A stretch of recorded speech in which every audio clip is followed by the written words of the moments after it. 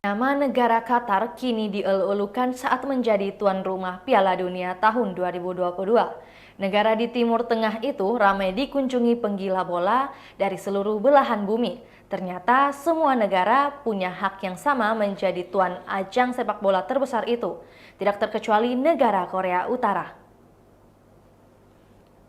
Negara yang dikenal menakutkan karena dipimpin rezim Kim Jong-un, nyatanya punya kesempatan yang sama. Bahkan, hal itu menjadi mimpi besar Presiden FIFA Gianni Infantino. Infantino menjelaskan bahwa mimpinya itu bisa menjadi simbol persatuan dunia yang sangat hebat. Tidak tinggal diam, Infantino ternyata dirinya sudah berusaha mengawali perundingan untuk mewujudkan niatannya itu. Infantino lantas menggunakan momentum Piala Dunia sebagai awalan. Sayangnya, pihak Korea Utara menolak tawaran FIFA. Korea Utara sendiri selama ini dikenal sebagai negara yang misterius dan tertutup. Korea Utara juga memiliki konflik tak berkesudahan dengan Korea Selatan. Korea Utara saat ini tengah dikecam oleh Amerika Serikat dan sekutunya terkait dengan aktivitas uji coba rudal balistik.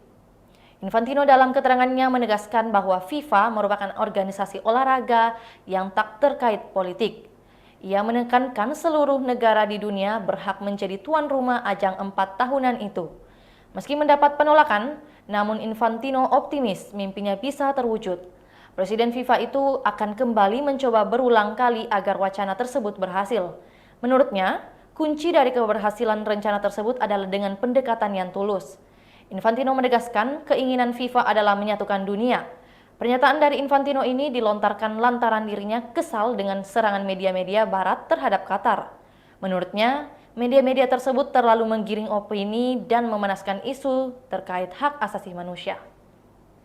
Itulah tadi berita hot news kita pada hari ini. Saksikan berita hot news lainnya hanya di kanal YouTube dan Facebook Tribun Timur. Terima kasih sudah nonton. Jangan lupa like, subscribe, dan share ya.